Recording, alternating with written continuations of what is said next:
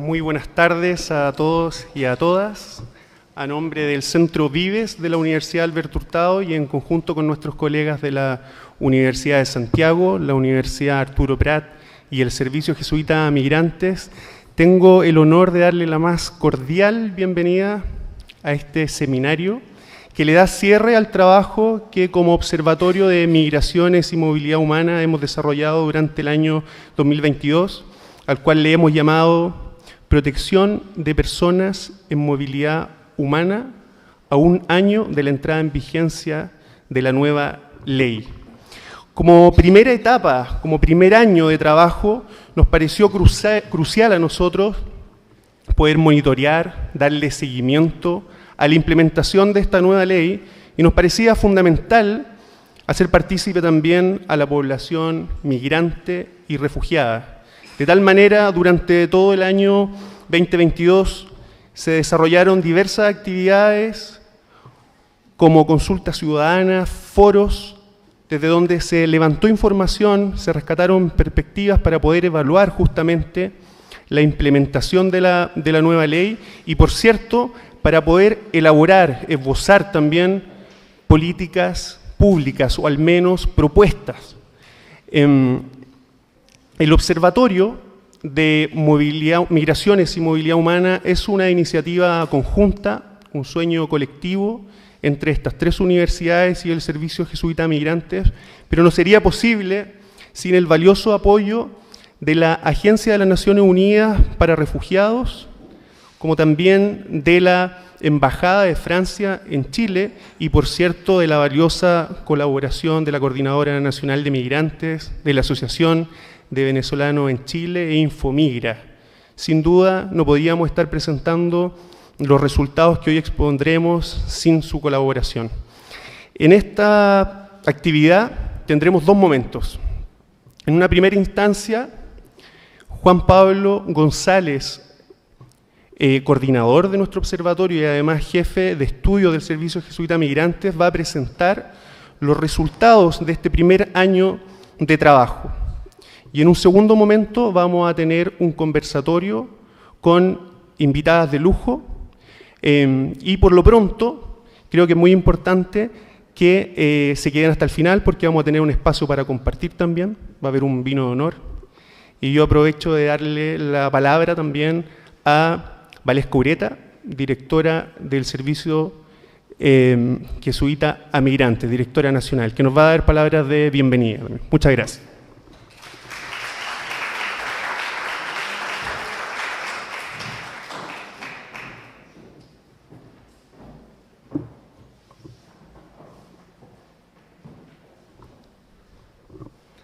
Muy buenas tardes a todas y todos. Bueno, les doy la bienvenida primero.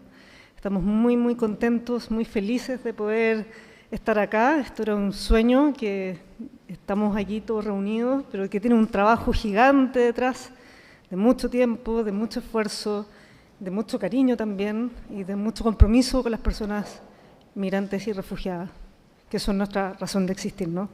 Y por quienes estamos acá también.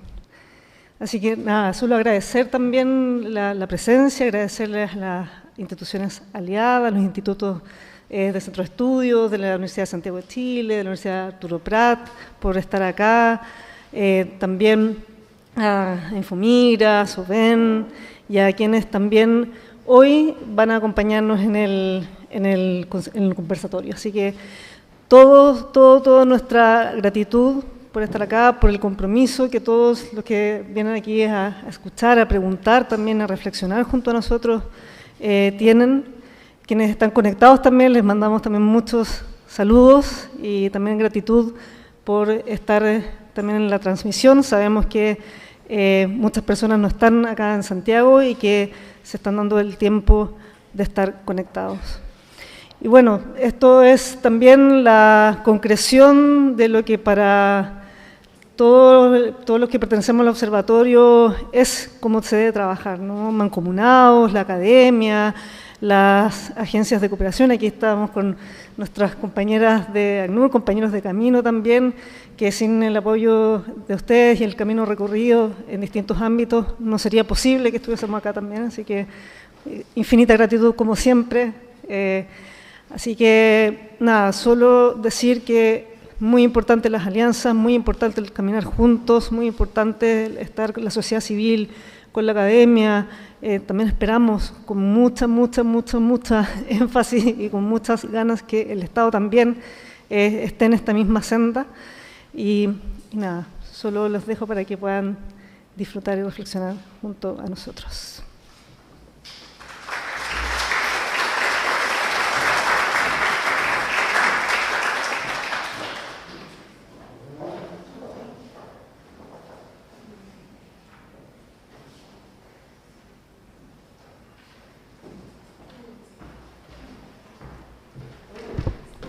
Muchas gracias, Valesca.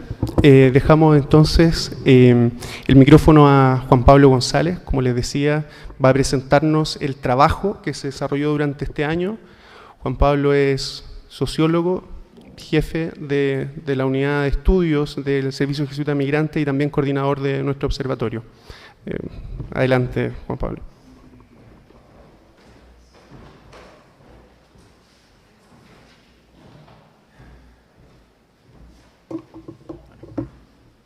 Hola a todas y todos, muchas gracias por la presentación. Y bueno, mi rol como coordinador del observatorio se relaciona más que nada con el desarrollo de investigaciones, porque todas las propuestas que nosotros queremos realizar se centran y parten desde la evidencia. Y en ese sentido quería también aprovechar esta instancia, que generalmente es uno solamente el que sale a hablar, pero es un equipo el que realiza el trabajo. Y en ese sentido quería agradecer a todo el equipo de investigación que estuvo involucrado, que Isis Carrera, Antonio Morales, Fátima Luzangi, Francisca Rodríguez Tapia, Pablo Rosler, que también aportó desde su rol de anterior jefe del área de estudios, Jorge Castillo también, quien se sumó en el último Policy y también fue un gran impacto y también ayudó mucho con trayendo su conocimiento desde la ciencia política, y también a los investigadores e investigadoras de las universidades, que son Pablo Tavilo, Constanza Lobos y Mara Álvarez. Y, antes que se me olvide también, Antonio Urrutia por su apoyo desde el área jurídica. Así que, dicho los agradecimientos para todas las personas, vamos a empezar. Lo primero es que, bueno, nuestra inicial forma de procesar toda la información fueron policy papers, concretamente 3. Y la idea de estos es generar este balance entre política pública y al mismo tiempo conocimiento. Por lo tanto, como bien dijeron al principio, nuestro esfuerzo fue comprender y evaluar las dinámicas de la implementación de la Ley 21.325 con las miras a hacer una evaluación. Porque esta nueva ley, desde su momento de discusión en el Congreso, tenía un objetivo, que era superar el paradigma representado por el decreto de ley anterior. Entonces, con ese objetivo, nos planteamos diferentes preguntas, que es qué rol debería tener la institucionalidad, es decir, que todas nuestras propuestas tuvieran esta componente de no salirnos de lo extraordinario, de la respuesta a la crisis y decir cómo encontramos respuestas que sean sólidas, que se puedan proyectar en el tiempo. ¿Qué rol debería desempeñar el Estado de Chile también para promover la coordinación internacional? ¿De qué manera debe prepararse el Estado de Chile para los desplazamientos internacionales e internos producto de la crisis medioambiental, que es algo que ya está muy en boga? Sin embargo, nuestra legislación todavía no integra. ¿Y cómo se puede articular la sociedad civil y el Estado para potenciar las políticas públicas y protección internacional?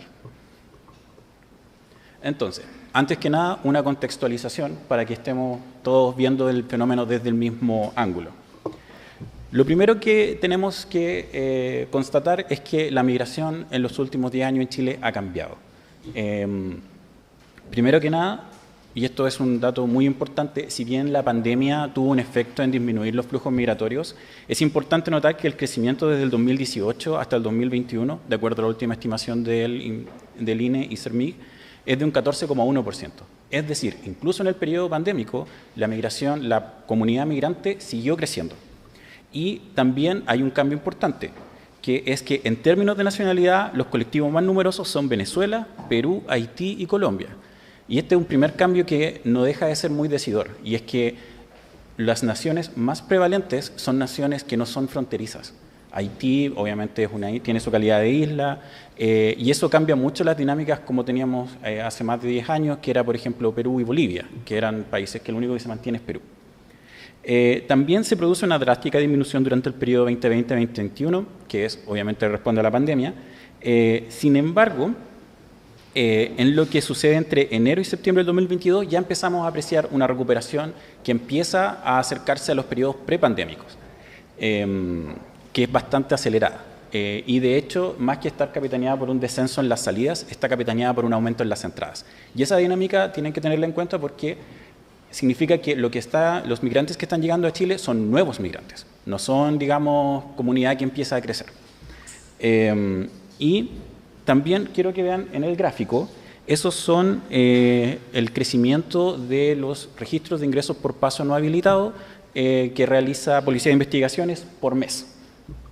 Y marcado también están ciertos eventos importantes de política migratoria, como es la regularización del 2019, donde se llegó a 77.000 aproximadamente visas entregadas, y también tenemos más adelante, en diciembre del 2019, la mayor cantidad de expulsiones registradas, y podrán notar que en ese periodo, digamos, los ingresos por paso no habilitados se mantienen más o menos estables. Luego viene el decreto 265, que permite el apoyo de las Fuerzas Armadas en frontera, y más o menos seguimos estables, y después viene el decreto 102, donde se cierran las fronteras por pandemia. Sin embargo, el crecimiento comienza ya a ser más notable en octubre del 2020, y finalmente en abril del 2021 entra en vigencia la ley, que recuerden que se promulgó un año antes, pero necesitaban el reglamento para poder entrar en vigencia, así que ahí está marcada el decreto 296, obviamente, y la regularización que encomendaba la ley. Sin embargo, el pic de aumento se genera después, donde llegamos a octubre del 2021, y luego seguimos avanzando al decreto 277, que este es muy importante. Si bien el reglamento también tiene un rol fundamental, el decreto 277, y lo vamos a ver más en detalle más adelante, tiene que ver con una prohibición de solicitar visas al interior de Chile. Y eso va a jugar un rol fundamental después en el aumento de la irregularidad en Chile. Y como pueden ver, hay una ligera bajada, pero ojo, los pics de aumento son en promedio más altos. Por lo tanto, en el periodo examinado 2022, que es enero a septiembre, si lo comparamos con el mismo periodo del 2021, hay más ingresos por paso no habilitado durante ese mismo periodo. Entonces, la tendencia pareciera ser que los ingresos por paso no habilitado están aumentando, independiente de las decisiones de política migratoria que se han tomado en los últimos años. Bien. Nuevamente, otro dato también importante es que las nacionalidades que también son más prevalentes en los ingresos por paso no habilitado son las mismas nacionalidades que son las más prevalentes en la comunidad migrante. Y también son nacionalidades que países que enfrentan graves fracturas sociopolíticas. Bueno, Venezuela es un caso bastante como extendido y de conocimiento público, pero Haití también enfrenta una situación bastante compleja. Colombia, continuamos con la prevalencia de la violencia política, particularmente en la zona sur, y también tenemos la situación en Perú, ahora último. Entonces también, antes de hablar migración, también hay que tener siempre esta mirada geopolítica. ¿Qué está pasando afuera y cómo nosotros podemos reaccionar a eso? Ya. Una de las cosas importantes que contextualizar también es que se produce con la entrada en vigencia de la nueva ley de migraciones una articulación entre el sistema de gestión migratorio y el sistema de protección internacional. Y protección internacional lo estamos definiendo como lo entiende la Corte Interamericana. Tiene una opinión consultiva que es del 2014 y en esa opinión consultiva lo que establece es que son los mecanismos legales a través de los cuales se le reconoce, bueno, ahí los abogados tendrán su definición más precisa, pero se reconoce la necesidad de las personas de ser protegidas y el Estado toma cartas en el asunto. Entonces, tenemos, por ejemplo, el permiso de residencia asociado a la realización de trámites para dirimir el reconocimiento de la condición de refugiado y el deber de los funcionarios involucrados en la gestión de respetar el principio declarativo del refugio. La protección complementaria, que tiene que ver con la protección y garantía del principio de no devolución para personas que no pueden solicitar o no se les reconoce el refugio. Permisos de residencia temporal otorgados por razones humanitarias que involucran, por ejemplo, violencia intrafamiliar, víctimas de trata de personas, violencia de género, que está dentro, tráfico ilícito de migrantes, visas para mujeres en situación de embarazo y la situación de niños y niñas y adolescentes. La institución de ingreso condicionado, que también vamos a analizarla un poquito más en precisión más adelante, y las categorías de asilo territorial y asilo diplomático que se deben solicitar, una dentro del territorio nacional y la otra fuera de este en la embajada. Y también se abre una ventana de oportunidad institucional. Por eso también el observatorio se centró mucho en política pública, porque al entrar en vigencia una nueva ley, también tenemos una nueva institucionalidad en la forma del Servicio Nacional de Migraciones, que tiene más capacidades y tiene el potencial de superar los problemas institucionales que tenía el anterior Departamento de Extranjería y Migraciones. La articulación también de un sistema migratorio y de protección internacional permite contar con mayores herramientas para gestionar flujos de alta vulnerabilidad, es decir, ya no solamente se va a contar con la institución de refugio, sino que protección complementaria y diferentes medidas. Y la creación de política nacional, y aquí hay un rol muy importante, a través de un proceso participativo, la formación de los COSOCs y el surgimiento de las oficinas migrantes con los municipios han abierto nuevos canales comunicativos entre la comunidad migrante y el gobierno, y también con la política pública.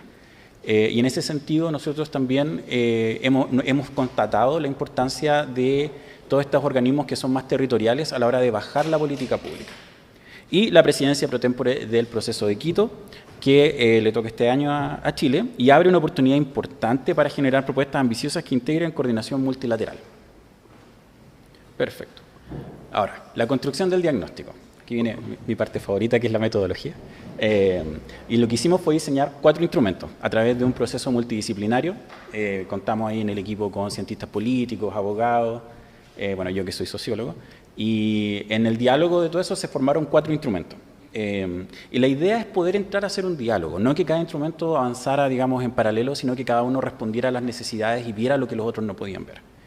Y integrar las experiencias de las comunidades migrantes respecto a este cambio de ley, la participación también de la comunidad chilena en el sentido de cuando son garantes de estos derechos, y las interpretaciones jurídicas que hace el Poder Judicial, también muy importantes para complejizar un poco la comprensión de la ley. Y bueno, también la experiencia internacional, pero la experiencia internacional, como vamos a ver un poquito más adelante, la concentramos en países latinoamericanos e integramos un poquito de Canadá también, porque finalmente los desafíos son regionales. Traer e importar, digamos, legislación de países que no están, digamos, en la misma situación que los países latinoamericanos es bastante complejo. Entonces, ¿qué se hizo? Lo primero es que se hizo una consulta ciudadana migrante, y aquí hay que también dar un tremendo agradecimiento a todas las organizaciones de la sociedad civil que participaron con nosotros, a los equipos de atención social y jurídica del SJM, a Infomigra, la Coordinadora Nacional de Inmigrantes, porque a través de ellos pudimos, a SOVEN, porque a través de ellos pudimos llegar a una gran cantidad de personas migrantes. Y lo que se hizo fue un cuestionario online de tipo cuantitativo que se aplicó entre el 21 de abril y el 10 de junio y logramos llegar a 2.001 personas, 1.863 en español y 138 en creole. Y el porcentaje es levemente mayor en el caso de los hombres que las mujeres por 1%, y participaron personas nacidas en Venezuela, Haití y Colombia, mayoritariamente. Se realizaron también foros sobre la nueva ley, donde alternamos una exposición sobre qué dice la ley respecto a un tema y luego una discusión tanto con referentes migrantes, es decir, personas chilenas que trabajan como atención directa, y también con migrantes mismos. Y logramos llegar a 171 personas migrantes y 71 referentes migrantes en Quilicura, Estación Central, Concepción, Arauco, Iquique, Antofagasta y Valparaíso. También se realizó un examen de jurisprudencia de la Corte Suprema, donde realizamos un análisis de 60 sentencias dictadas entre el 22 de febrero y el 7 de octubre. Y esto también lo vamos a discutir más en detalle, porque hay muchas cosas muy interesantes. Y una comparación de política pública latinoamericana respecto al tema migratorio. Y lo que hicimos fue buscar 2 países que sirvieran de contrapunto y 2 países que nos permitieran establecer paralelos. Y para eso se seleccionó Colombia y Perú, que sirven para tener paralelos porque Colombia, al igual que Chile, es uno de los países que tiene menos tratados e instrumentos firmados, y son parte del flujo central del flujo migratorio, del éxodo venezolano. Y Argentina y Uruguay sirven como un buen contrapunto porque han sido países que históricamente tienden a ser más amigables con la institución del refugio. ¿Ahí se escucha mejor? Gracias. Además, integramos a Costa Rica para analizar la gestión de un tribunal migratorio implementado en contextos latinoamericanos y a Canadá para analizar programas de articulación público-privada. Ya. ¿Qué logramos con todo esto? Encontramos 5 nodos centrales con los cuales queremos, obviamente, del cual la respuesta nacen nuestras propuestas. Y lo primero tiene que ver con una rigidez institucional en el acceso a derechos. Es decir, se detectaron problemáticas relacionadas con la accesibilidad a procedimientos, personas que denunciaban mucho que habían manifestado la condición o querer solicitar refugio y se les dijo que no, o que se acercaron a un CEFAM y no quisieron atenderlos por ser migrantes. Y ahí pueden ver en cursiva algunas de las 2 citas de las entrevistas que hicimos. Obviamente los nombres están anonimizados, pero es una historia bastante recurrente. Y al mismo tiempo, los órganos de lo que respecta a solicitudes de refugio, y esto también lo levantaba la clínica jurídica de la UDP, bueno, generalmente y la mayor parte de las clínicas jurídicas y nuestro propio equipo de atención jurídica, los órganos del Estado interactúan con las personas migrantes incorporando etapas de admisibilidad y requerimientos formales, es decir, documentos que no están en la legislación. Entonces, por ejemplo, hubo un momento en que se solicitaba la autodenuncia para solicitar refugio, cuando eso nunca estuvo en la legislación. También encontramos, a través del examen de las sentencias, una tensión interpretativa entre el Poder Ejecutivo y el Poder Judicial respecto al sentido y alcance de las atribuciones de expulsión. Y en ese sentido, la Corte Suprema ha tenido un enfoque consistentemente crítico respecto a la interpretación del Poder Ejecutivo e integrando, digamos, diferentes visiones que matizan la necesidad de expulsar a un migrante que esté en situación irregular. Y ahí converge el derecho migratorio general, el derecho de refugiados y mecanismos de protección complementarias que derivan del principio de no devolución. Entonces, la Corte Suprema tiene una visión más amplia de cómo tomar decisiones respecto a la irregularidad y a la expulsión que el contraste, la autoridad contralora, que tiene una visión más de como situación de irregularidad, entonces expulsión. Y los números fueron como bien interesantes, porque de 60 sentencias en materia de expulsión, solo en 3 ocasiones la Corte Suprema confirmó el criterio de la autoridad administrativa este año. Y de las 53 de las sentencias, de las 60 sentencias escrutadas de la Corte Suprema, se invocó la Declaración de Cartagena como parte fundamental de la decisión. Es decir, que la Corte Suprema tiende a integrar mecanismos de protección internacional, tiende a integrar una visión un poco más compleja de lo que es el fenómeno migratorio latinoamericano. Porque tal como conversábamos, está esta comprensión de que muchos de estos países tienen facturas sociopolíticas importantes. Lo otro que encontramos fue una dificultad en la formación de capital migratorio.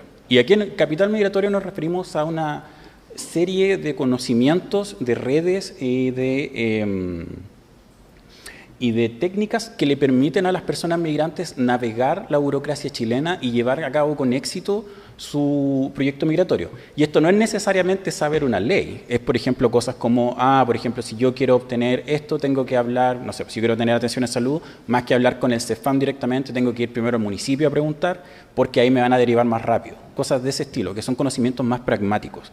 Sin embargo, encontramos un alto nivel de dispersión en las experiencias personales, lo que hacía hacía muy difícil que los migrantes pudieran enseñarse a migrar entre ellos, porque 2 personas tenían experiencias completamente disímiles respecto a este proyecto. Y en la primera consulta ciudadana, donde ahí pueden ver, digamos, en el gráfico, hay un alto nivel de desconocimiento generalizado también. Cuando se les preguntó a las personas si conocían algo autorreportadamente respecto a mecanismos de protección internacional, cómo se obtienen los permisos de residencia, consistentemente las respuestas eran no lo sé, no sé nada, y en lo mejor de los casos tengo un conocimiento medio.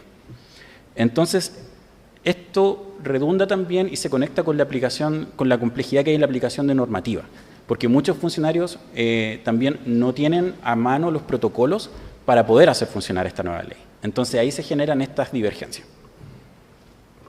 Bueno, la importancia de la normativa infralegal, que Si bien hay mucho foco en la nueva ley y hay mucho foco en la Política Nacional de Migraciones, encontramos 21 artículos que requieren o remiten de forma explícita a normativa infralegal para poder definirse, y esta todavía no ha sido o actualizada o no ha sido todavía emitida en algunos casos. Y eso ha generado problemas como márgenes de interpretación muy amplios que chocan con un correcto control de las atribuciones discrecionales, que son obviamente necesarias en términos de gestión migratoria, para poder tomar decisiones por parte de la Administración. Entonces, ahí en la cita pueden ver el caso de las personas sordomudas, que como no se pueden registrar, tienen todo un problema para poder acceder, digamos, a sus derechos. Ya. Y finalmente, y yo creo que esto todos nos hemos enfrentado, que es la necesidad de mecanismos de regularización permanente y visados solicitables dentro de Chile. Y en ese sentido, el decreto 177, como les adelantaba, limita la capacidad de pedir visados en Chile, excepto en ciertas excepciones legales.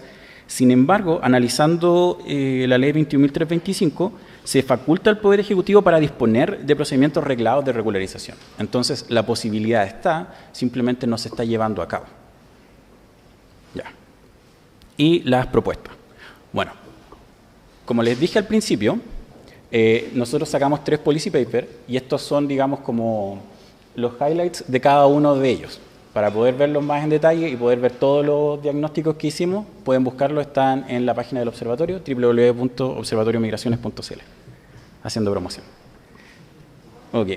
Lo primero es los tribunales migratorios. Ahí habíamos hecho el tráiler con Costa Rica, pero efectivamente, uno de los problemas que hay es el alto nivel de discrecionalidad y el poco control que hay respecto a el uso arbitrario de las atribuciones que tienen los funcionarios en frontera.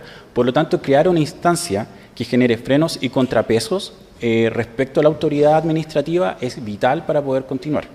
Tener todo centralizado finalmente ha redundado en un CERMIC que tiene problemas de gestión y no tiene mucho accountability por parte de otra institución, a menos que se llegue a judicializar, que es la menor cantidad de los casos.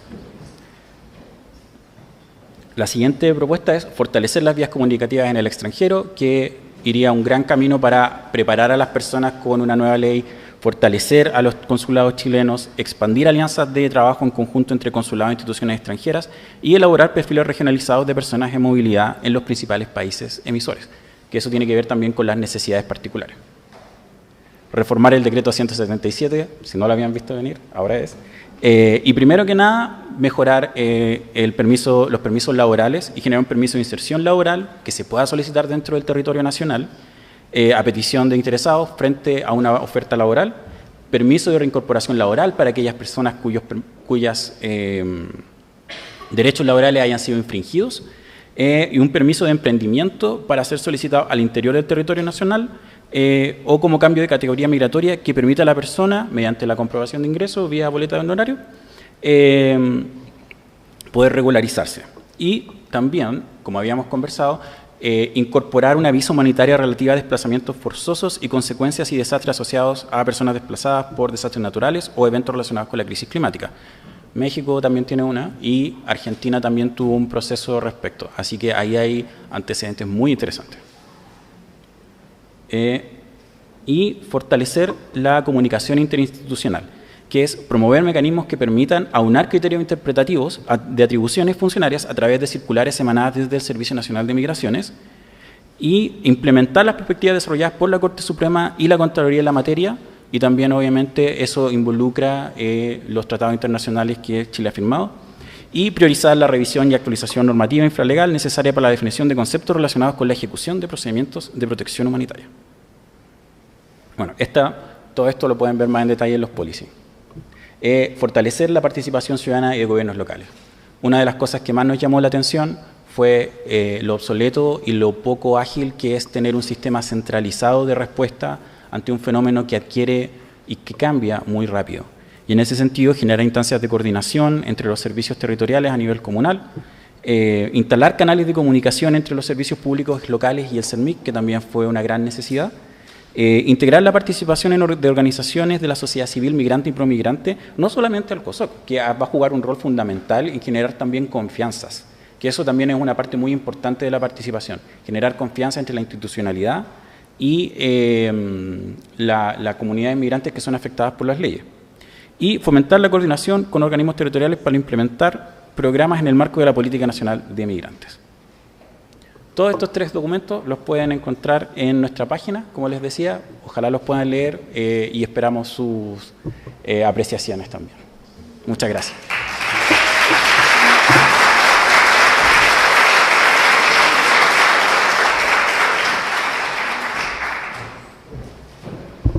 Muchísimas gracias, Juan Pablo. Se agradece lo ilustrativa y completa la presentación que has hecho. Justamente invito a que puedan revisar los papers que resumió en este caso Juan Pablo en la página observatoriomigraciones.cl.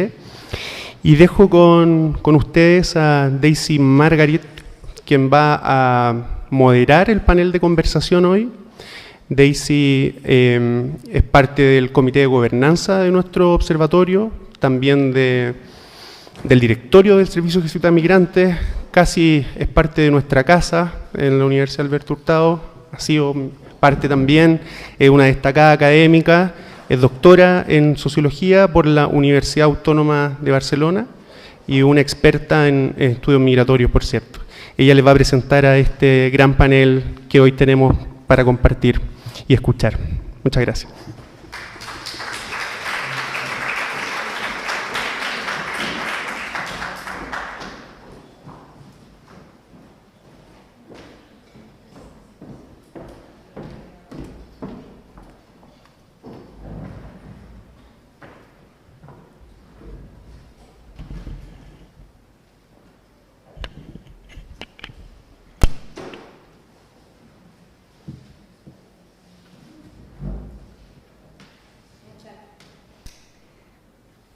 ¿Ahí está encendido?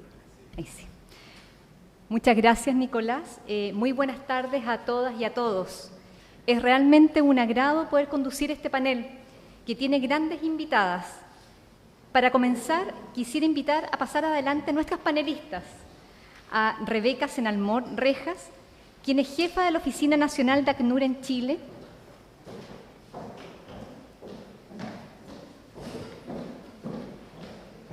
También quiero invitar a pasar adelante a Carolina Leitao, quien es presidenta de la Asociación Chilena de Municipalidades y alcaldesa de la Municipalidad de Peñalolén. También le doy la bienvenida a Neida Colmenares, quien es directora de Ciencia Política de la Universidad Central y recientemente ha asumido como presidenta del Consejo de la Sociedad Civil, COSOC, del Servicio Nacional de Migraciones. Y por último, a Macarena Rodríguez, quien es directora de la carrera y directora de la Clínica Jurídica de la Facultad de Derecho de la Universidad Alberto Hurtado y presidenta del directorio del Servicio Jesuita Migrante. Muchas gracias a las invitadas que están aquí.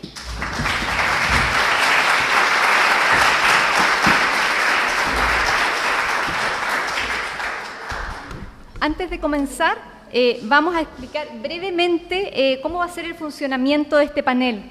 Cada una de las panelistas va a tener 10 minutos aproximadamente como para poder compartir su perspectiva, sus conocimientos, sus experiencias respecto de nuestros estudios y también respecto a cómo, ¿no es cierto?, experiencian la vivencia migratoria aquí en Chile, el fenómeno migratorio. Luego vamos a dar pie a una ronda de preguntas del público. Entonces, para garantizar el correcto desarrollo de las preguntas, vamos a entregar unos papelitos donde puedan escribir y hacerlas llegar al panel. Siguiendo el orden en que los presentamos, comenzaremos escuchando a Rebeca. Muchas gracias, Rebeca. Muchas gracias. ¿Me escuchan? Muchas gracias y muy buenas tardes a todas y todos. Realmente es un privilegio formar parte de este panel y además un panel con una nota de género. Estamos muy acostumbrados a paneles masculinos siempre, ¿verdad? O con poca mezcla y formar parte de un panel de esta envergadura realmente es un honor. Así que muchísimas gracias. Saludo primeramente a las y los representantes de las organizaciones que componen el Observatorio de Migraciones y Movilidad Humana, integrado por el Instituto de Estudios Avanzados de la Universidad de Chile, el Instituto de Estudios Internacionales de la Universidad Arturo Prat y el Centro Vives de la Universidad Alberto Hurtado, en cuya casa estamos. Sabiendo que además el observatorio cuenta con el apoyo de la Embajada de Francia, aparte de ACNUR, y por supuesto esa impresionante alianza con Infomigra, ASOVEN y la Coordinadora Nacional de Inmigrantes, y por supuesto a todas y todos los presentes, que sacar el tiempo para hablar de movilidad humana en las fechas en las que estamos, sabemos que realmente requiere un compromiso y un interés muy grande en la temática que estamos trabajando. Desde ACNUR reconocemos mucho la importancia y la relevancia de estas iniciativas y nuevamente agradecemos el haber sido consideradas para formar parte de la misma, sobre todo considerando que estas iniciativas promueven la colaboración entre distintas instituciones, que además vienen de distintas partes, distintas regiones del país, que permiten generar evidencia académica que sirve para el diseño y la implementación de políticas públicas, es tan útil para eso, y que además apoya la difusión de información y datos relevantes que están basados justamente en esa evidencia que se genera y que son tan relevantes en un contexto como en el actual, donde lo que vemos cada vez más es desinformación o manipulación de la información con distintas finalidades. También destacamos el haber utilizado metodologías amplias para la producción de esta información y yo creo que las recomendaciones que se han diseñado justamente reflejan la importancia y la relevancia de haber utilizado estas variedades de metodologías que no voy a replicar o a mencionar nuevamente. En el marco del trabajo de ACNUR, ¿no?, la Agencia de Naciones Unidas para los Refugiados, a mí me gustaría referirme en este espacio a algunas de las propuestas que Juan Pablo nos ha presentado, recogidas por el observatorio, pero relacionadas particularmente con las personas que llegan al país con necesidades de protección internacional, es decir, aquellas personas que han salido de su país porque su vida, su integridad o su seguridad está en riesgo y no pueden regresar a él porque o no tienen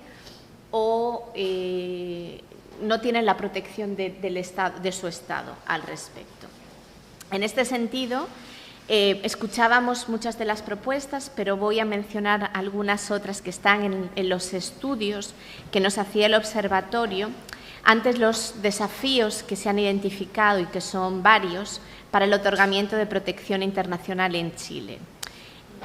En particular, voy a destacar 6 específicamente: obstáculos para acceder al procedimiento, especialmente en el caso de solicitudes en frontera; el establecimiento de criterios claros para el otorgamiento de protección complementaria y su relación con el reconocimiento de la condición de persona refugiada; garantizar el acceso a asesoría y representación legal gratuita a personas solicitantes de asilo o de protección internacional; la identificación de perfiles con necesidades especiales y aquellas personas extranjeras que requieran de protección internacional; cumplimiento de estándares internacionales para ejecución de las expulsiones y la promoción de la participación del Estado chileno en mecanismos de cooperación internacional para hacer frente a los desplazamientos en la actualidad. Como ven, todas ellas sumamente relevantes. Estamos en un contexto global muy particular. Son más de 100 millones las personas que se han visto obligadas a desplazarse de sus países de origen, de sus hogares, por la fuerza, por distintos motivos. Es una cifra que no tiene precedente.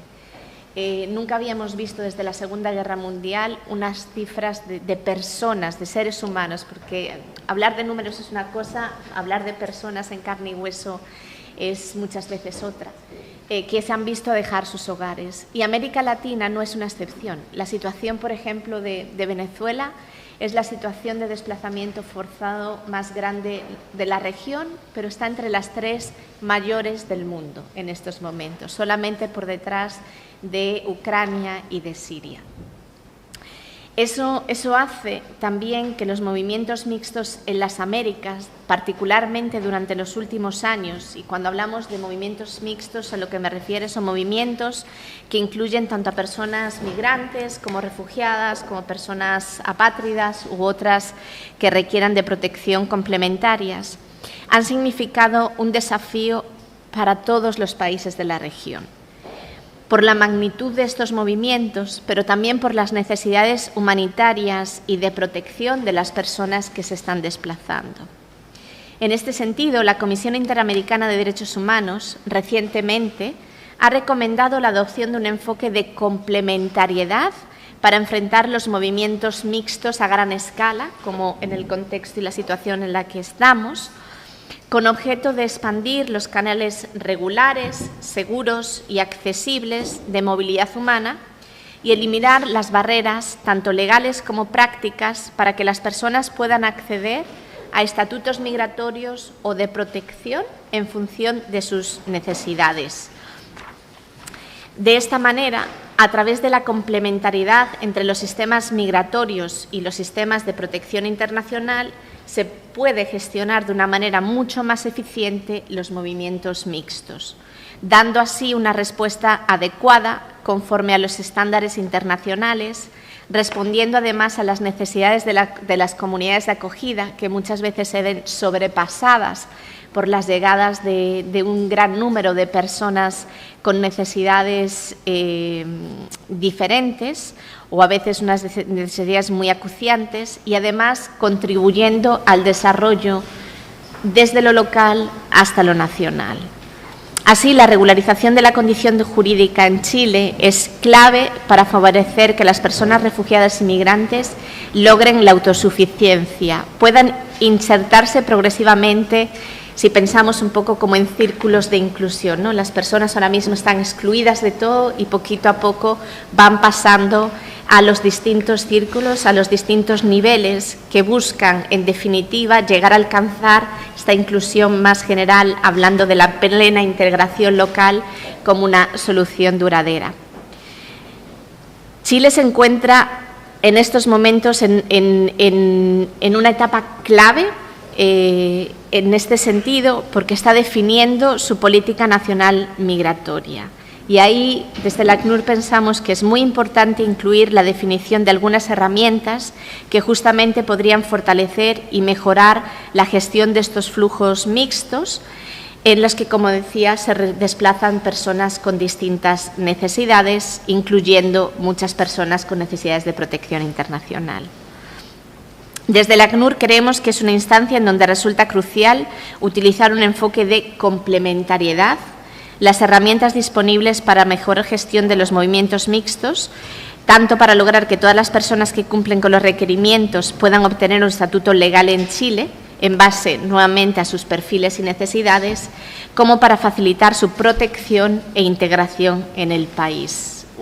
Y la protección inicia justamente por tener algún tipo de estatuto legal en el país.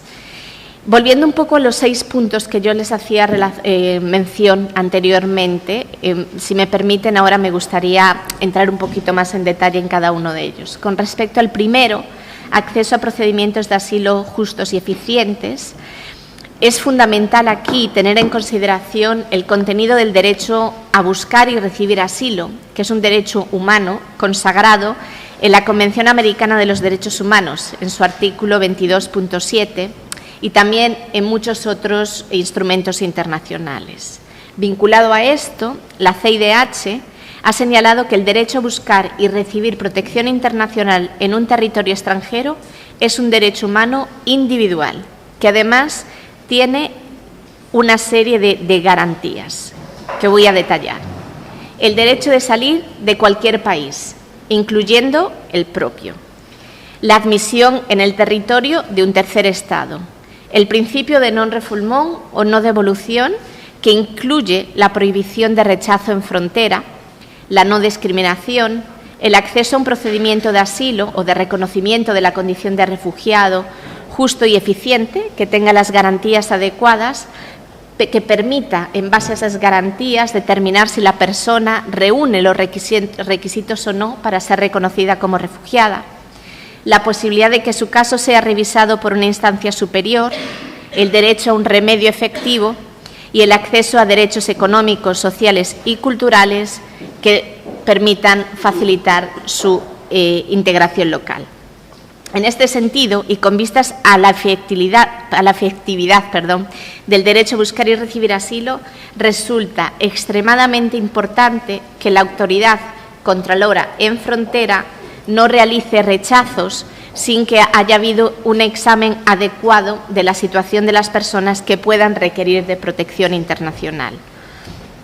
Entonces, este derecho que yo les mencionaba de asilo, de buscar y recibir asilo, así como el acceso a procedimientos justos y eficientes, está intrínsecamente relacionado con este principio de no rechazo en fronteras y de no devolución, que además exige que las solicitudes de asilo en frontera sean sometidos a procedimientos que garanticen el debido proceso, que cumplan con las garantías de debido proceso y que, no obstante, reconociendo la carga que muchas veces pueden suponer un número grande de estas solicitudes, hay mecanismos, hay procedimientos simplificados, acelerados, incluso fusionados, que permiten una celeridad en la tramitación de estos casos, pero sin dejar al lado las garantías que corresponden a los individuos. En el segundo punto hablábamos del establecimiento de criterios claros para el otorgamiento de protección complementaria y su relación con el reconocimiento de la condición de personas refugiadas. Aquí mencionar, y como ya nos lo presentaba Juan Pablo, la protección complementaria está regulada por la Ley 21.325, y tanto en la ley como en su reglamento. Aquí se consagra el derecho que tiene toda persona solicitante de asilo que ingresa al procedimiento, pero que no sea reconocida como refugiado, a otorgársele protección complementaria por la autoridad en virtud de los requisitos y visados que establezca la Política Nacional de Migración y Extranjería. Y esto es uno de los ejemplos que también veíamos previamente, cómo está vinculado la aplicación de la norma a un reglamento que todavía está, a una política que todavía está en proceso de implementación y sobre la cual estamos todas y todos muy expectantes. En general, las medidas de protección complementaria tienen que ser implementadas para fortalecer y no socavar la aplicación de la Ley 20.430, la Ley de Protección de Personas Refugiadas. ¿Y a qué me refiero con esto? Que si una persona es refugiada, tiene que ser reconocida como refugiada y no tiene que acceder a protección a través del mecanismo de protección complementaria. La Política Nacional de Migración y Extranjería, todavía en proceso, no sabemos cuáles van a ser los requerimientos para el otorgamiento de protección complementaria, si bien nosotros pensamos que sus beneficiarios deben ser identificados según las necesidades de protección internacional, basadas justamente en el riesgo de sufrir graves violaciones a su vida, libertad o seguridad en caso de regresar a su país de origen, de encontrarse en peligro o de ser sometidas a tortura o tratos o penas crueles, inhumanos o degradantes. Y no deberá imponerse sanción alguna por ingresos irregulares al territorio de personas que ameritan protección complementaria, y esto es una extensión de un principio de no sanción por ingreso irregular que aplica igualmente para las personas refugiadas. Con respecto al tercer punto, acceso a asesoría y representación legal gratuita, y Denis, te voy a pedir que si me extiendo mucho, que yo me emociono con estos temas, me avisen del tiempo e intento ir un poquito más.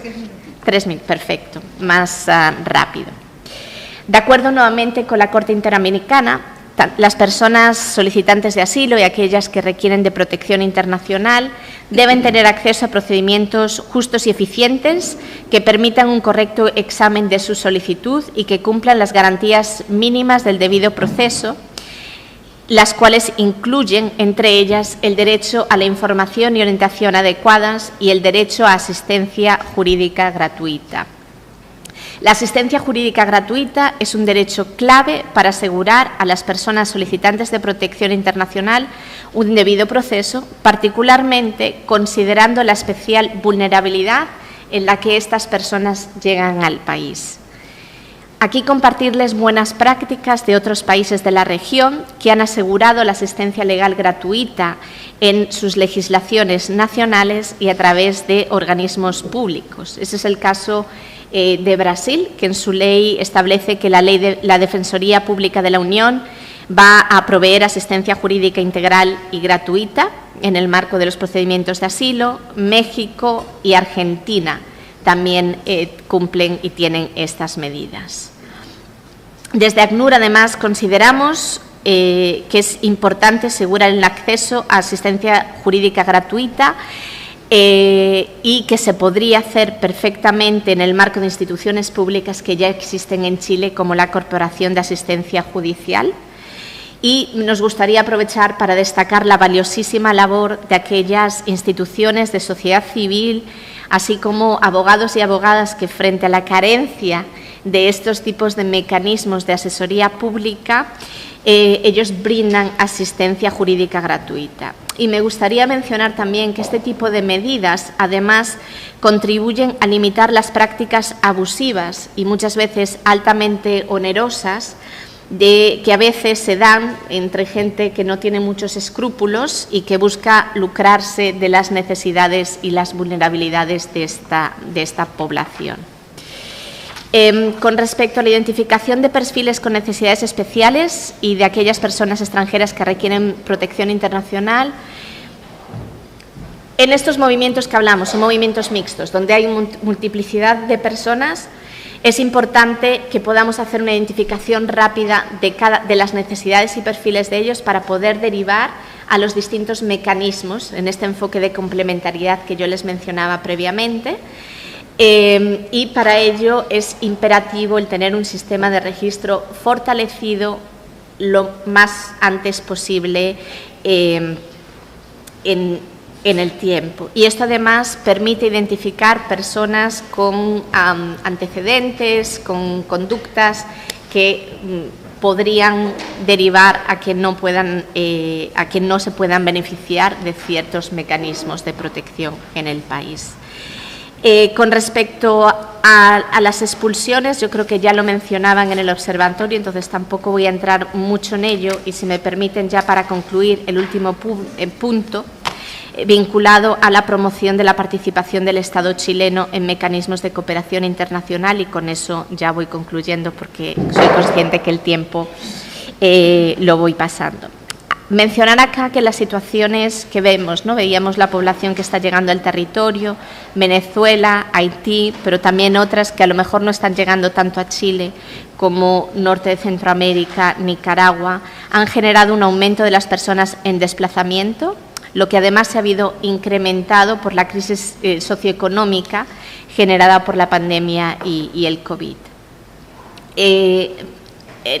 Lo que vemos en la región son también muchos movimientos sucesivos, que es cuando las personas no salen directamente de sus países de origen, sino que están un tiempo en otros países y después buscan a un tercer país, ¿no? Entonces, a eso le llamamos movimientos sucesivos. Sabemos que en la región han provocado un aumento y a veces una concentración de personas refugiadas o solicitantes de asilo en los países receptores.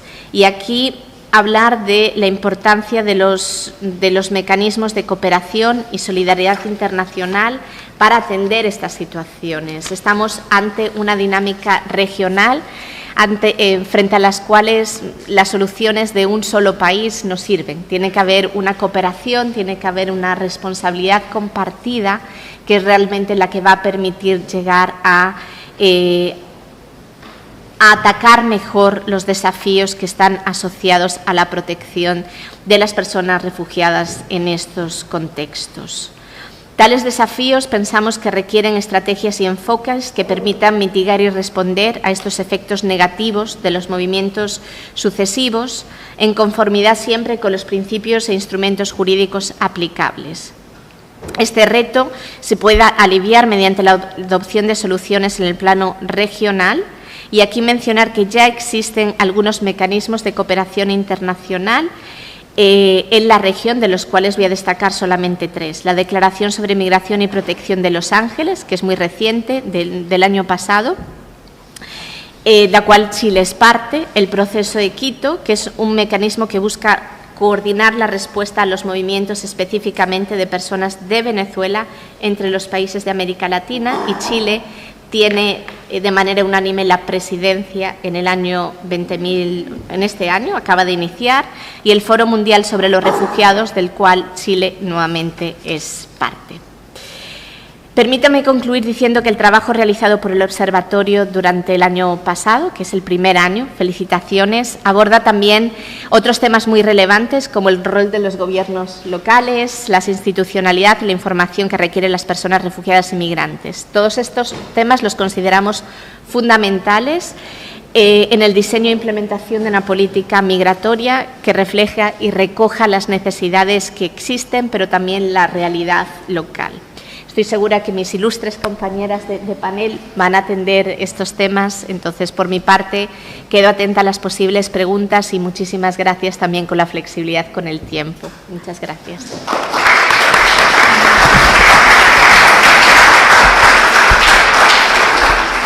Muchas gracias, Rebeca. Damos paso ahora entonces a nuestra segunda panelista, a Carolina Leitao. Muchas gracias. Hola, muy buenas tardes a todas, a todos y por supuesto aquí a mis compañeras de panel y a nuestra moderadora. Primero agradecer la invitación al Observatorio de Migraciones y Movilidad Humana en particular y a la Universidad Alberto Hurtado, por supuesto. Yo creo que respecto de lo que ha comentado aquí Rebeca, que es una presentación bastante más precisa y técnica probablemente en términos de lo que es la ley y lo que ha sido la implementación de esta ley durante este año, yo al menos lo que puedo complementar y más bien aportar es desde el ámbito de la experiencia práctica, es decir, cómo nosotros desde el ámbito local y en los municipios atendemos, recibimos, tratamos de generar espacios de acogida a personas de distinto tipo. Nosotros, en realidad, como municipio, somos un espacio de acogida per se, para distintas situaciones, distintas personas que tienen distintas problemáticas, realidades, etcétera, que tienen necesidades, y también somos prestadores de servicios formales, establecidos, etcétera. Pero digo ambas cosas porque son distintas. Hay veces que hay gente que llega a la municipalidad pidiendo algo que no necesariamente es lo que a nosotros nos corresponde hacer. Por eso digo que prestamos servicios que están regulados, legalmente establecidos, pero también somos acogida de muchas cosas que probablemente no tenemos ninguna facultad, ninguna atribución, ni nada, pero que el funcionario, la funcionaria que acoge, tiene que saber recibir esa demanda y saber orientar y saber establecer un contacto con la persona y sobre todo que esa persona se sienta que en este caso el Estado, porque nosotros igual somos y nos enfrentamos a las personas desde el Estado, pero un Estado local, donde decimos, bueno, aquí usted, toda persona es bienvenida y toda persona va a recibir una atención digna, igualitaria y de alguna manera sin discriminación. Y eso que parece algo tan obvio probablemente o tan sensato, no es tan fácil finalmente, porque cuando enfrentamos hoy día la inequidad territorial en nuestros territorios, en nuestras comunas, nos damos cuenta que para enfrentar este tema, la inequidad territorial también se refleja y se replica, y este tema no es la excepción. Y pasa a ser un poco la regla de lo que es la realidad de los municipios. Ahora es cierto que también no todos los municipios en este tema tienen incidencia, hay unos más, algunos que han sido más demandados y probablemente no solo los de la zona que están en zonas fronterizas, por ejemplo, que tienen una realidad totalmente distinta y probablemente si me escucharan yo creo que no soy capaz de interpretarlos para la realidad que ellos viven.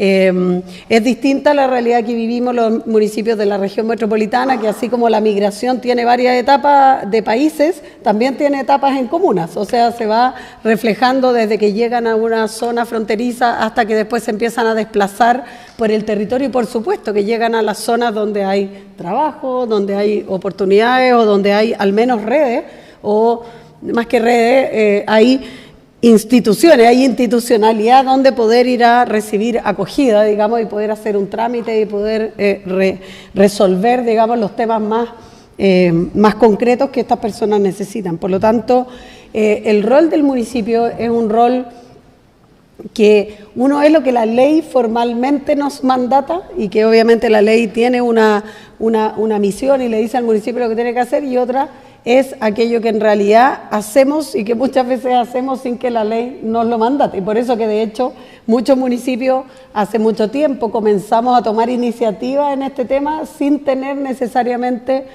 una definición legal para aquello, pero sí entendiendo que era una realidad que estábamos enfrentando incluso antes de los flujos migratorios hoy día, que son los que se han acrecentado, digamos, y que los que se expusieron acá, sino que hace ya tiempo, digamos, cuando la migración no era necesariamente como se caracteriza, digamos, ahora desde el punto de vista de la fórmula en que aquí se ha revelado, sino que cuando era con la situación como turista, digamos, y que se ingresaba al país en esa modalidad y donde nosotros recibíamos una cantidad de personas. Y también ha cambiado, otro factor que ha incidido es que cuando recibíamos las primeras migraciones o sea, las primeras personas que requerían atención y que recibimos, eran personas con las cuales compartíamos el idioma.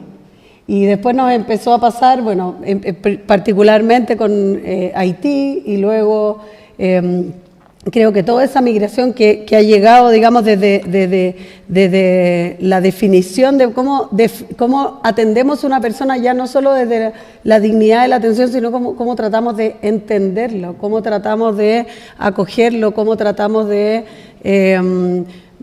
cómo aspiramos, y al menos aquí hay una cosa que es bien fundamental, que tiene que ver con cómo logramos esa conexión, porque la comunicación es muy importante para efectos de resolver las cosas más básicas. Solo, y lo voy a poner así como ejemplo, pero tuvimos un caso a nosotros hace poco tiempo de un trabajador nuestro que viene de Haití y que tuvo su hijo sufrió un grave accidente. Y tuvimos que apoyarlo, nosotros como municipio, era un trabajador nuestro, por lo tanto también hubo, pero podría no haberlo sido, podría haber sido cualquier vecino, y tuvimos que hacer un apoyo para que la familia pudiera entender el estado de gravedad de su hijo para poder transmitir, un médico chileno, poderle transmitir a esta familia la gravedad del estado de su hijo. Y cuando nosotros logramos y tuvimos que ir a conseguir un intérprete porque nos dimos cuenta que ellos no lograban entender, hablando un español ya bastante fluido para muchas cosas, en este caso era un tema mucho más técnico, por decirlo así, mucho más específico, donde era necesario que ellos entendieran que su hijo estaba en una condición muy grave y no sabía cómo, y nosotros logramos que no lo entendían.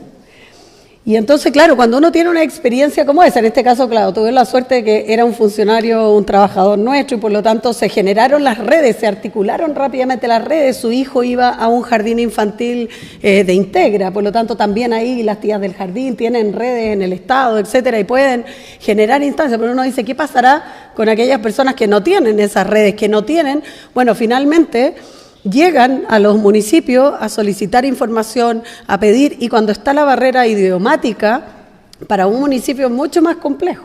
Nosotros en algún minuto estuvimos haciendo clases de español a personas que venían de Haití, al revés, personas que se trataron de capacitar y aprender creolé, que creo que también es muy difícil, y por lo tanto, ahí hay una definición en el ámbito municipal que es compleja porque nos pone a los municipios con una tarea que tiene una gran magnitud, pero que nos enfrentamos, y por eso lo decía al inicio, a esta inequidad territorial que hace que muchos municipios puedan prestar excelentes servicios o puedan poner a disposición excelentes funcionarios, etcétera, y generar instancias, y otros municipios que no tienen la capacidad ni siquiera para resolver los problemas prácticos del día a día de un municipio. Entonces, o sea, hay municipios que tienen dirección jurídica, con abogados, con todo, y hay municipios donde el director jurídico es el mismo que el contralor, es el mismo que no sé qué, el mismo que hace todo, y por lo tanto la capacidad de ese municipio de poder asesorar, de poder, es imposible casi. Entonces también, y nosotros, bueno, siempre nos enfrentamos a los municipios que cuando se hacen leyes, siempre se hacen leyes que nos entregan atribuciones y responsabilidades, pero sin recursos. Entonces pues tenemos que andar haciendo maravillas cual dueña de casa, haciendo cundir nuestros ingresos para poder resolver los problemas. Entonces, quizá esto de modo más general, y por supuesto yendo también a lo más particular en el caso de Peñalolén, las cosas y las vivencias, al menos que nosotros hemos experimentado en este tiempo, dicen, o sea, son bastante coherentes con lo que establece este estudio. O sea, al menos me cuadra absolutamente las cosas que quienes trabajan en esta área, al menos a mí me han transmitido y que yo traté de poner en algunas líneas. Primero, en primer lugar, nosotros, por ejemplo, el año recién, el 2022, hicimos 270 atenciones de personas que pasaron por paso no habilitado, por ejemplo. 270 atenciones, no personas. No tenemos el dato ni podríamos tenerlo, pero al menos tuvimos 270 atenciones. Son hartas, o sea, desde el punto de vista de la cantidad de gente que atendemos, y eso demuestra y se condice con el flujo, digamos, o sea, ese flujo ha llegado. Pensando sí que Peñalolén es una comuna dormitorio y donde los arriendos son bastante caros, por lo tanto los migrantes en general que vienen en condiciones más precarias no llegan en primera instancia allá, ¿ya? Y por lo tanto eso hace que llegan después, quizás cuando tienen ya un trabajo, cuando tienen ingresos, cuando todo, porque es una comuna que tiene, digamos que tiene harto costo. Y en ese sentido yo creo que todavía el tema de la dificultad de hacer trámites es un tema, o sea, como también compartir de que todo lo que es la tramitación y el obtener respuestas, nosotros como somos un intermediario, recibimos personas, le ayudamos a hacer un trámite, después esa persona vuelve a preguntarnos a nosotros qué pasó con su trámite, y muchas veces tenemos esa barrera que ni nosotros sabemos qué pasó con el trámite y se demora años en resolverlo, y eso es una gran dificultad. Por otro lado, comparto lo de la representación legal gratuita a personas migrantes, es indispensable, porque finalmente, como digo, nosotros no tenemos las herramientas para poder hacer este tipo de atenciones que ya requieren de una especificidad un poco mayor. Y lo otro es que hay personas que todavía probablemente siguen entrando en esta calidad de turista pensando que van a poder regularizar, etcétera. Entonces al final igual termina y atendemos muchas de esas personas que llegan en esa calidad. Y lo que está claro, y también lo compartimos, el desconocimiento de la ley y de todo, o sea, desconocer todo, llegar como así en blanco y decir, bueno, usted dígame qué es lo que tengo que hacer, desconociendo absolutamente la ley, lo que implica y todas esas cosas, y por lo tanto nosotros también ahí nos encontramos con un factor que es bien complejo, que nos encontramos con los clásicos ayudantes o tramitadores, ¿ya? Y yo creo que ahí también en los municipios lo visibilizamos, porque estas son gente como que van a cazar gente a los distintos lados, y así como van a cazar a las direcciones de obra, no sé, a cuando alguien quiere sacar un trámite, los arquitectos por ahí que van y corren y buscan, bueno, pero aquí es informal, ilegal, y que se presta además para muchas irregularidades o cobros abusivos que las personas no saben. Y yo creo que por último,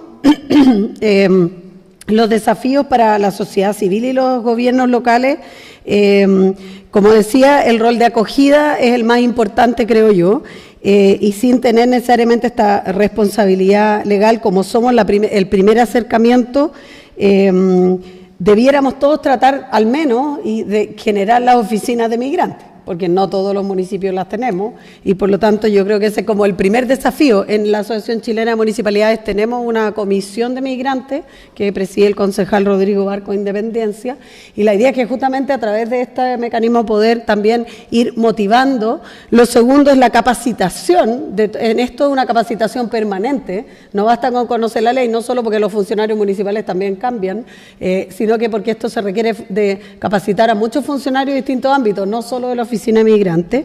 Y por último, creo que nosotros tenemos, y por lo menos en Peñalolén, muchos de nuestros usuarios cuando dicen, bueno, pero ¿por qué viene para acá? Tiene que ver con que señalan que el municipio es la red de información más confiable, y como que también tienen el acercamiento a lo comunitario, generalmente llegan por algún vecino, por la persona que les arrienda, etcétera, y por lo tanto tenemos un mayor conocimiento también de cada caso, de cada historia, de cada cosa. Yo suelo decir por último que nosotros no las rebuscamos para hacer las cosas de repente, a veces no tenemos, por ejemplo, no podemos entregar un aporte social a una familia que tiene una necesidad y no lo podemos entregar. Bueno, nos ideamos una historia a través de la unidad de solidaridad y inventamos cajas de mercadería donadas para donar, y así poder hacer y tener cajas de mercadería para entregarle a una persona migrante, porque ¿cómo le voy a decir que no? ¿Cómo le voy a decir no, que usted no tiene derecho? Es como, es extraño para nosotros, además que atendemos a todo el mundo y que recibimos a todo el mundo. Entonces, ese tipo de experiencias que son prácticas y que tiene que ver con cómo se desarrolla esto, bueno, es muy coherente, y por eso decir que el estudio nos parece súper pertinente en el sentido de que todas las cosas que ahí se reflejan al menos son parte de las vivencias nuestras, y creo que lo que tenemos que avanzar, tanto nosotros como municipio, avanzar en la creación de las oficinas, en mejor capacitación, y por supuesto también, un último punto, perdón, muy importante, el tema de la sensibilización. Yo creo, nosotros tuvimos una experiencia ahí, hicimos una actividad y recibimos funas en las redes sociales por abordar este tema como municipio, más o menos, ¿qué están haciendo ustedes? ¿Qué es lo que tienen? O la alcaldesa está pagando para que los migrantes ilegales lleguen a Chile. Era una cuestión rarísima, no sé si te acuerdas, pero fue una cuestión extrañísima, y yo jamás pensé que eso iba a pasar, como que para mí es algo tan obvio. Y no así, y no ocurrió, o sea, fue al revés, y recibimos casi una funa. Entonces, bueno, el tema de la sensibilización también creo que es vital, y los municipios podemos cumplir un rol ahí bien relevante. Eso, muchas gracias. Perdón que me extendí. Muchísimas gracias, alcaldesa. Damos paso ahora a nuestra panelista, presidenta del CESOC, a Neida Colmenares. Muy bienvenida, Neida. Hola, buenas tardes. Bueno, primero que todo saludar al equipo y a las instituciones que integran el Observatorio de Migraciones y Movilidad Humana. Entiendo que la denotación Policy Paper tiene que ver con la intención que ha declarado el Observatorio de generar investigación con el propósito de incidir en la política pública. Y en ese sentido destaco un poco esta experiencia, ¿no? Porque investigación estamos haciendo en distintas universidades, pero creo que eso tiene un particular valor. Quisiera también saludar a las colegas que están acá, autoridades políticas, a las colegas investigadoras que también veo en la sala, y especialmente quisiera saludar a algunos consejeros que están hoy del Consejo de la Sociedad Civil del Servicio Nacional de Migraciones, una instancia que hemos instalado como primer COSOC en este nuevo servicio, que también los veo que están acá presentes. Que me parece bien, y algunas colegas también que reconozco que participan dentro de organizaciones migrantes, sobre todo identifico a quienes trabajan en el tema con mujeres migrantes y el feminismo, ¿no? Que me parece que es un tema súper relevante en estos espacios. Y a las personas que nos están viendo, ¿no? Mis estudiantes también, que los invité, del Diplomado de Migraciones y Acciones con Perspectiva Territorial, que es una experiencia que estamos desarrollando en la Facultad de Gobierno de la Universidad de Chile con la Subdere, y donde estamos trabajando por segundo año consecutivo con 160 funcionarios y funcionarias que están en todo Chile trabajando directamente con población migrante, a propósito de las recomendaciones que hacen algunos informes sobre la capacitación a los funcionarios y funcionarias, que sin duda municipales tienen un rol importante en facilitar el acceso o no a la población migrante y refugiada. Bueno, yo conozco los documentos del observatorio hace tiempo, así que merecen mi mejor opinión, particularmente en este espacio de conversación donde se nos pidió un poco revisar algunos documentos para poder opinar o evaluar, analizar, ¿no es cierto?, el primer año de implementación de la Ley 21.325, yo organicé unas breves palabras en torno a dos ejes, ¿no? Lo primero, que son algunos elementos de contexto que me parece que son sumamente importantes de tenerlos en cuenta para luego hacer una evaluación, aunque eso todavía me parece pronto, ¿no es cierto?, para la ley a un año de su implementación, pero sí tener una valoración general respecto a avances y desafíos de la implementación de esta ley, que además fue tan esperada por distintas organizaciones, ¿no es cierto?, e instituciones, que durante mucho tiempo estuvimos señalando la desactualización del decreto 1094, de un marco jurídico que no solamente era securitista, sino que además estaba absolutamente desactualizado hace un par de años respecto al fenómeno que viene ocurriendo en Chile. Entonces, bueno, como elementos de contexto, al menos, y a partir de los elementos, también de lo que señalan las colegas, yo quisiera destacar, lo primero, un elemento de contexto internacional que es fundamental para también poder opinar sobre los desafíos, ¿no es cierto?, la dimensión que tiene los estados, el Estado de Chile en cuanto al fenómeno migratorio. Como lo señalaba Rebeca, ya sabemos que la migración ha aumentado a nivel internacional, pero yo quisiera destacar que a lo menos cerca del 90% ha habido un aumento de esa migración con características de movilidad humana forzada.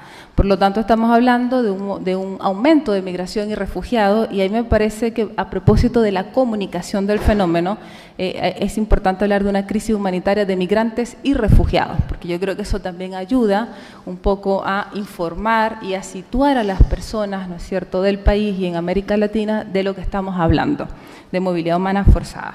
En ese sentido también hay que reconocer que a lo menos 75% de esta comunidad está en edad de trabajar. Por lo tanto, hay un impacto importante en los mercados, ¿no es cierto?, de los territorios nacionales y subnacionales, y casi el 50% son mujeres. Y ahí vemos entonces que cuando hablamos del fenómeno migratorio de la movilidad humana, bueno, tenemos directamente que vincularlo, por supuesto, con la capacidad del Estado, pero también incorporar nuevas categorías de análisis que deben estar presentes en el diseño de la política pública, como es los análisis de género, incluso la interseccionalidad, porque estamos viendo la construcción de trayectorias migratorias que han cambiado en los últimos años y que, por supuesto, complejiza este asunto. Creo también que a nivel de contexto no podemos dejar de mencionar, también lo señalaba Rebeca en algún antecedente, la característica de la diáspora venezolana. Ya sabemos por los datos que ha proporcionado ACNUR que para el 2022 estamos hablando a lo menos de 7.100.000 venezolanos y venezolanas que hoy configuran esta diáspora, de la cual casi 70%, más del 70% está en América Latina. Estamos hablando de más de 5 millones de personas. Y más del 80%, para ser más precisa, 84%, se concentra en Colombia, Perú, Ecuador y Chile. Como lo decía también Juan Pablo, no solamente uno reconoce estos PIC, ¿no es cierto?, en el aumento de los pasos por ingresos no habilitados, sino que además Chile le toca enfrentar casi, ¿no es cierto?, un aumento de la población migrante, fundamentalmente centrada en la diáspora venezolana, y quisiera mencionar también particularmente el caso de Haití en los últimos años, que coincide con lo que llaman algunos autores las olas emigratorias o los flujos emigratorios de Venezuela que parten del 2017 al 2022. Entonces, esto no lo señalo con la intención de venezolanizar, como dicen algunas personas peyorativamente, el fenómeno migratorio, pero sí hay que tener claro qué es lo que está pasando. ¿Por qué una persona que ingresa por pasos no habilitados de Venezuela no va a volver a su país, ¿cierto? Eso, entonces ahí el Estado tiene una reflexión que es jurídica, pero que también es política. Como dice uno cuando estudia las cuestiones de gestión pública y de gobernanza, no solamente la ley en el papel, sino el papel de la ley. Es la comprensión humana, ¿no es cierto?, y política de la dimensión de esta situación. Hoy Venezuela vive de las remesas, ¿no es cierto?, de la diáspora venezolana, que está fundamentalmente en América Latina. Por eso es tan importante también las recomendaciones que señalaba Rebeca en materia de la colaboración multilateral en algunos organismos, en algunos estados. O sea, esto no lo resuelve solo Chile, esto necesita necesariamente una cooperación internacional que diagnostique, pero que también vea cuáles son las prácticas, ¿no es cierto?, en materia de política pública que están haciendo los estados para poder dar respuestas más eficientes y más pertinentes a la realidad. Otro elemento de contexto, bueno, ahí yo no soy abogada, Uno necesariamente tiene que vincularse con los instrumentos jurídicos, pero a mí me gusta hacer esa lectura también desde la política pública, porque lo que muestra la evidencia de la política pública es que el rol del Estado, ¿no es cierto?, es clave en generar un estatus legal precario de la población migrante y refugiada. Por lo tanto, el diseño de la política y los mecanismos de protección internacional o de protección complementaria son fundamentales. Y creo que es fundamental ese debate también para responder a la pregunta, por lo menos yo voy a opinar, qué pienso de la implementación de la Ley 21.325 a esta fecha. Pero de ese conjunto de mecanismos y de marco conceptual respecto a los elementos claves en esa protección internacional y protección complementaria, dependiendo de los instrumentos nacionales, yo creo que es fundamental reconocer el principio de no devolución, el principio de no rechazo en frontera y el principio de no penalización por ingresos de pasos no habilitados. Yo creo que esos tres elementos son fundamentales. Son fundamentales en el manejo de la política pública, no solamente como para la expertise jurídica, ¿no es cierto?, sino también para el diseño de la política, el cómo se comunica esto. Entonces, a partir de eso, ¿cuál es la valoración que tengo de la Ley 21.325? Bueno, yo creo que por un lado hay un avance, específicamente porque la ley genera algunos mecanismos o algunas declaraciones, ¿no es cierto?, en torno a avanzar en mecanismos de protección complementaria, que son específicamente los ingresos condicionados por razones humanitarias, la creación de los visados humanitarios. Creo que es un avance que se establezca en la ley, ¿no es cierto?, se mandate desde la ley la generación de una política nacional migratoria. Y sin duda es un avance que hayamos pasado de ser un departamento, lo cual era absolutamente insuficiente hace rato, a tener un Servicio Nacional de Migraciones. A lo menos, creo que son elementos básicos donde el Estado, no quiero ser muy dura con Chile, pero en general los estados en América Latina llegan tarde, ¿no?, porque estas son decisiones que los datos, la evidencia nos dicen que se han debido tomar un poquito antes. Entonces ahí yo reconozco que hay algunos avances importantes. Creo que también, a propósito de la dimensión política del tema migrante, de la crisis humanitaria de migración de personas migrantes y refugiadas en Chile, ha obstaculizado de alguna manera avanzar más rápidamente, al menos a mi juicio, en esta implementación. ¿Por qué? Porque la implementación, la actuación del Estado, o sea, la actuación del Estado de Chile hoy está en términos concretos en la implementación de la ley, ¿no es cierto?, en los mecanismos, ¿no es cierto?, en que esto funcione, en que esto avance, está muy determinado por un manejo político de la migración. Entonces vemos que hay una instrumentalización del fenómeno migratorio en algunos actores políticos. Entonces a la gente como que le da pudor, por ejemplo, hablar de qué está pensando Chile con los mecanismos de regularización. Pero decir eso no necesariamente en términos jurídicos, sino con una comunicación, con una pedagogía política, donde la comunidad migrante y la ciudadanía puede entender que la regularización no es un beneficio para la comunidad migrante, es una acción de política humanitaria necesaria para el Estado de Chile y para la comunidad migrante. Entonces, es una acción fundamental para poder avanzar, ¿no es cierto?, en protección internacional y para el desarrollo del país. Yo creo que esa instrumentalización política de la migración no está haciendo bien, porque creo que determina mucho los discursos, los énfasis, las prioridades que los actores políticos, ¿no es cierto?, determinan mucho cuánto avanza o qué tan claro se comunica estas situaciones. Y finalmente, en términos de desafíos, me parece también importante que se avance en mecanismos de participación vinculante. Nosotros participamos, por ejemplo, en el COSOC, que es una instancia muy positiva, pero una instancia, bueno, no vinculante, ¿no? Entonces, particularmente yo he escrito en algunas oportunidades que me parece que es fundamental la presencia de organismos internacionales, es fundamental la presencia de investigadores e investigadoras, pero también tenemos que hablar de la migración en primera persona, ¿verdad? La migración no puede ser solamente un objeto de estudio. Entonces, y en ese sentido, para que las organizaciones, ¿no es cierto?, y las personas que están viviendo en carne propia esta situación puedan aportar, necesitamos mecanismos multiactorales donde, a mi juicio, tiene que ser vinculante y tiene que tener una participación protagónica los territorios de Chile. Porque la situación del norte es una situación grave que hay que atender con emergencia, pero el fenómeno migratorio es más heterogéneo a nivel nacional. Hay un manejo comunicacional, y esto es lo último que voy a señalar en términos de desafío, negativo. Nosotros como COSOC también hicimos una declaración recientemente a propósito de un señalamiento que hizo un señor en los medios de comunicación, para no decir nombre, pero está en mis redes, la grabación, ¿no es cierto? Y señaló en un medio de comunicación masiva que al menos 40% de las personas venezolanas que ingresan a Chile tienen problemas con la justicia. Es una barbaridad, es una irresponsabilidad.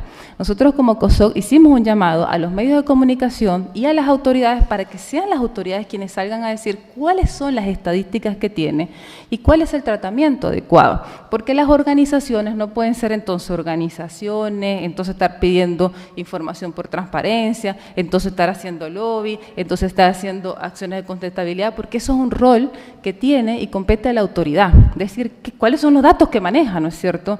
Y en ese sentido generar orientación.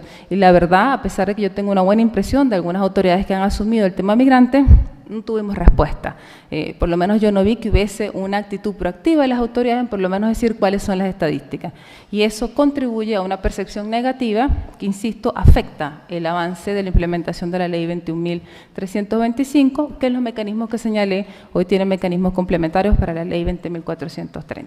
Eso, muchas gracias.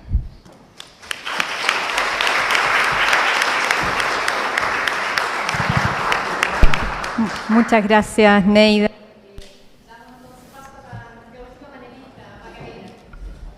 Gracias, Daisy. Como dueña de casa aquí de la universidad y también del SJM, voy a cerrar con un par de comentarios un poco más breves, porque además veo que hace hambre ya en algunas personas. Sumarme primero a las felicitaciones por el buen trabajo realizado. Fantástico, un gusto leer los policy papers. Creo que eso es lo que nos identifica desde el SJM, voy a hablar, pero en general el observatorio. Somos instituciones serias, que hacemos un trabajo responsable, que como bien dices, no tiramos afirmaciones al voleo aquí, y en esto llevamos trayectoria, llevamos años trabajando en esto, así que esta es una muestra más, así que lo felicito en primer lugar por el trabajo realizado.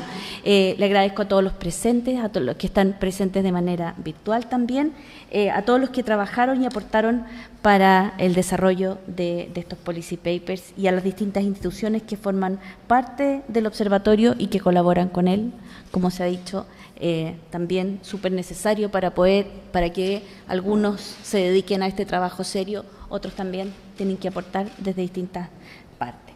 Me sumo a todo lo que han dicho, a los puntos que identificaba Rebeca, clarísimo, a lo que hablaba la alcaldesa sobre la realidad, cómo se vive, ¿verdad? Y cómo estas leyes marcan muchas veces un escenario, pero la realidad en la comuna es bien distinta y hay que enfrentarla y hay que buscar maneras de poder entregar esas cajas porque la gente igualmente las necesita, aunque no tenga RUT.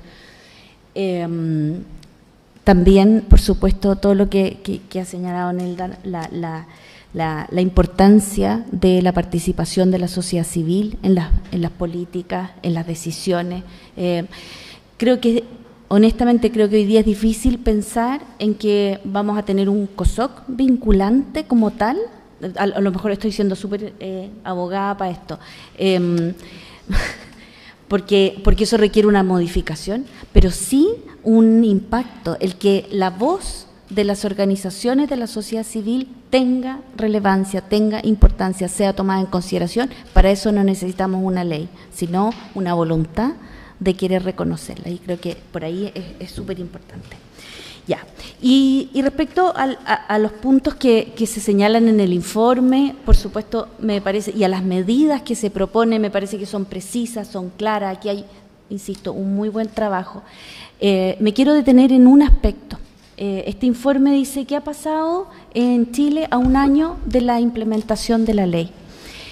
Y yo diría, lo dice el informe, tenemos un fantasma, ¿verdad?, adentro del closet, un elefante adentro del closet que no queremos abrir, que no queremos develar, que es esta enorme cantidad de personas en situación jurídica irregular, ¿ya?, que no tienen un estatus, que no tienen una definición, un número que crece, que hoy día yo me atrevería a decir que supera los ingresos formales, el número de personas que ingresan por paso no habilitado, una realidad que antes de la pandemia nunca fue tema.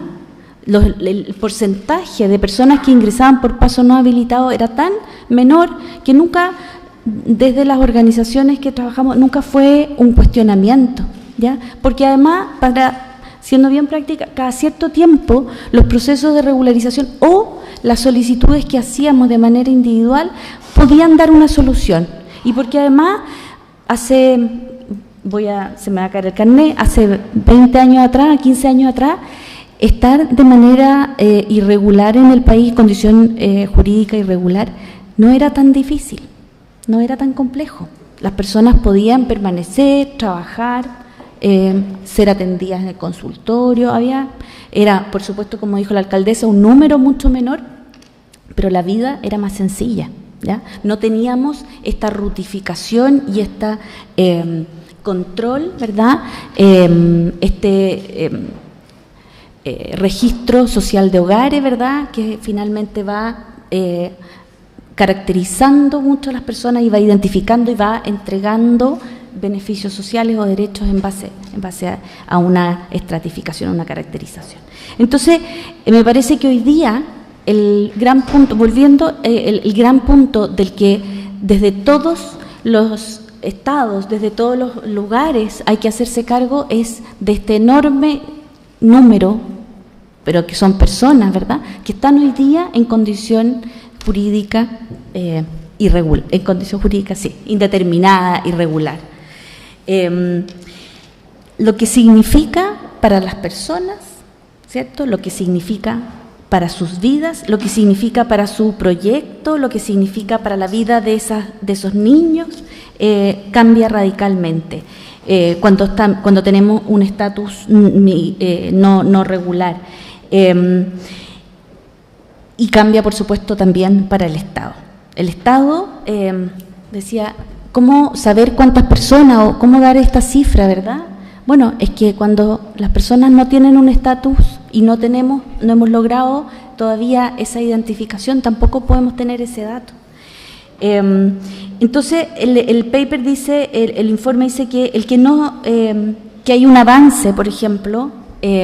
Voy a entrar aquí en un tema bien álgido, pero el informe dice que hay un avance porque la ley hoy día no sanciona como delito el ingreso por paso no habilitado. Tengo dos observaciones ahí. Lo primero es que el que no sea delito no ha cambiado la percepción social del hecho, ¿ya? Hoy día las personas que ingresan por paso no habilitado son consideradas por muchos como criminales, como si el ingreso por paso no habilitado fuera efectivamente un delito, o como personas, como bien decía, que tienen problemas con la justicia en su país de origen, ¿ya? No ha cambiado esa percepción. El que hoy día no sea un delito tiene una consecuencia jurídica para nosotros los abogados que reclamamos vía recurso amparo, pero la percepción social no cambia. Y yo creo que además, porque la finalidad que tenía la autoridad al no criminalizar el ingreso por paso no habilitado, no era ser más benevolente con ese tipo de migración, sino, y lo dijo abiertamente, sino facilitar el proceso de expulsión, ¿ya? Porque el proceso de expulsión, cuando había un delito asociado, ¿verdad?, significaba que había que probar que ese delito se había cometido. Entonces, al eliminar esta figura, se facilita la expulsión. Entonces, el paper hace una segunda análisis y dice, tenemos a estas personas en un estatus indeterminado, ¿cierto? Y los mecanismos que contempla la ley no se han activado para hacerse cargo de esta situación. Es que la ley tampoco tenía, porque esos mecanismos quedaron ahí un poco a la fuerza, porque las circunstancias actuales también lo han hecho difícil, lo comparto, pero porque en el fondo esta ley originalmente lo que buscaba era que aquellos que ingresaran por paso no habilitado efectivamente no iban a ser considerados criminales, porque no iba a haber un delito, porque eso iba a facilitar la expulsión, porque la medida para solucionarlo entonces era la expulsión. Lo que nosotros desde la experiencia y desde la experiencia comparada podemos decir es que la expulsión jamás ha sido la solución, ¿ya? Es una medida, me quedan 2 minutos, listo, una medida cara, una medida inaplicable, ¿ya? más allá de que le saquemos la notificación o la no notificación, la expulsión no es la medida de solución. Solo para terminar, quería hacer un contrapunto de este informe con la encuesta que elaboró el Banco Mundial con la Universidad Católica y el CERMIG, que utiliza como universo las personas que se encuentran registradas en las bases de datos del CERMIG, o sea, personas en su mayoría que han podido pedir en algún minuto de su vida una visa, que han estado regulares en el país, que su condición jurídica ha sido regular. Y nosotros miraba esa encuesta yo hace un par de días atrás y veía algunas cifras. El 90% de ellos señala tener visa. El 90% o más cuenta con una cuenta RUT a lo menos. Un número muy importante de ellos señala que Chile es un muy buen país para vivir, ¿ya? Y uno mira, y en la lógica o en el lenguaje que utilizaba la alcaldesa, ¿verdad?, vemos aquí la inequidad misma, ¿ya? Es como si fuera otro país. Son unas personas que les va súper bien, ¿ya?, que están contentas, que por supuesto han sufrido discriminación, pero uno diría son márgenes, si bien nosotros quisiéramos que nunca hubiese migración, o sea, nunca hubiese discriminación, no es un factor detonante. Entonces eso nos tiene que llevar a pensar precisamente en lo importante que es que las personas tengan un estatus regular, un estatus jurídico regular en el país, ¿ya? ¿Por qué hablo del estatus regular? Porque no solamente es migratorio, también puede ser en la condición de refugiado. Lo importante es que esas personas se encuentren regulares en el país. Creo que es un muy buen ejemplo esta encuesta para evidenciar, les decía, la importancia y la necesidad entonces de que la población tenga esa posibilidad de estar de manera regular. Quien está de manera regular puede buscar un trabajo formal, puede arrendar de manera formal, puede vivir de manera regular y pueden dar cumplimiento, ¿verdad?, a ese deseo que forzado muchas veces, menos forzado en la mayoría de los casos, ¿verdad?, los hace caminar, dejar sus países y llegar a este lugar donde las cosas no son fáciles hasta ahora. Eso, ya.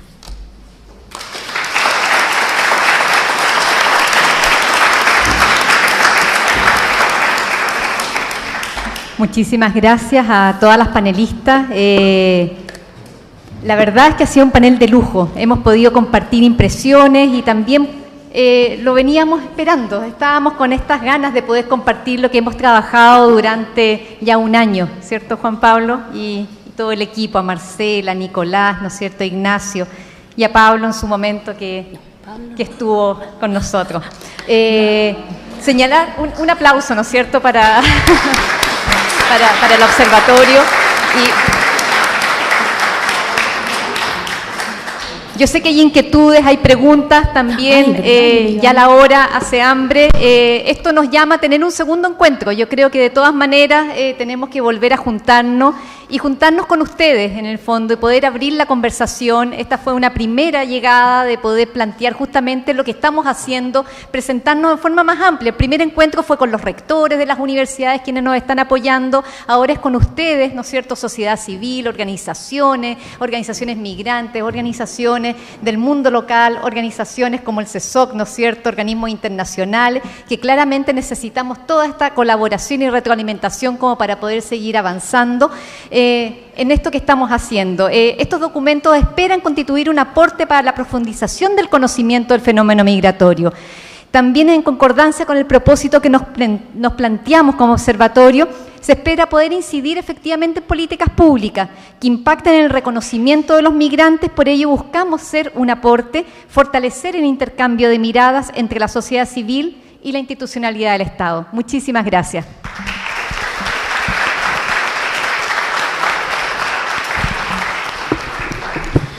Muchísimas gracias por su presencia, a quienes se conectaron también, quienes estuvieron en la transmisión. Quiero agradecer a este panel que nos iluminó con análisis profundos e informados.